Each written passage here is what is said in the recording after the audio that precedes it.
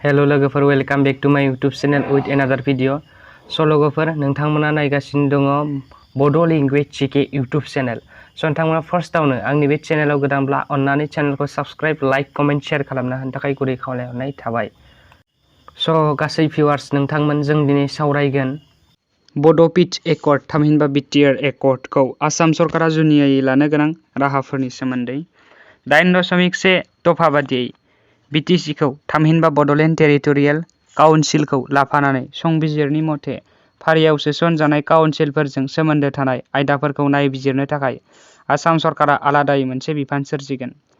9.2 दफा बादियै थाखानाय आइजि पस्टनि अनगायैबो आसाम सरकारा BTAD थामहिनबा बड'लेण्ड टेरिटरियेल एरियास डिस्ट्रिक्टआव DIG-नि पस्ट मोनसे सोरजिगोन। 8.3 दफा बादियै BTC थामहिनबा बड'लेण्ड टेरिटरियेल काउन्सिल खुंथायनि सिङाव मोनसे एडमिनिस्ट्रेटिभ स्टाफ कलेज फसंगोन।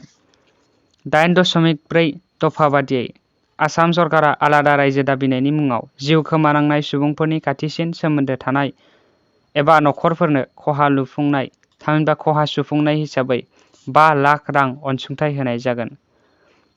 स' बेखिनियानो आसाम सरकारा जुनियायै लानो गोनां राहाफोरा। स' थेंक इउ भेरि माच फर वाचिं, लाभ इउ अल। दिनैनि थाखाय एसेनोसै, नेक्स्ट भिडिअ थाबैनो लोगो मोनगोन। बाय बाय।